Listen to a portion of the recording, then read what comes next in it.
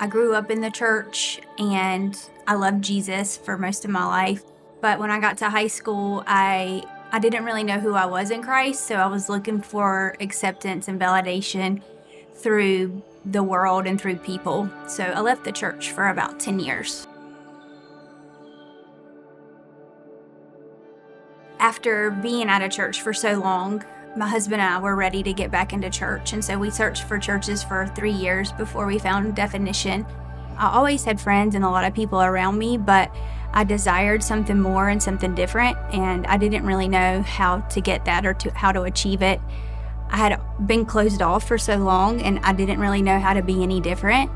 Before joining a group, I was a bit intimidated. I didn't know what to expect. I didn't know what they were going to have me do or if it was going to be just like a Bible study.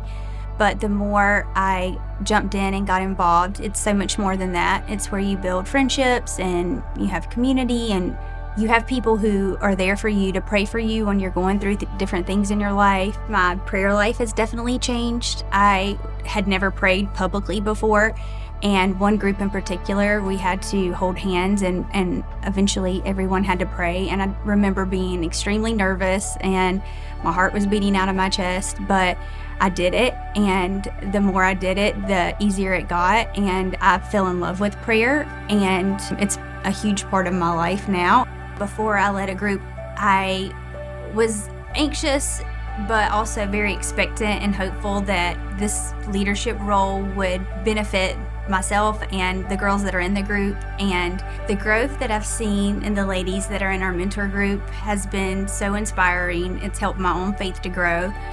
These ladies are just showing up and seeking healing through counseling and community, and they're being vulnerable, and it's just been really cool to see the changes in this past year, especially for someone like myself who can struggle with anxiety. It just inspires me. I'm glad that people have invested in me and that I get to do that back.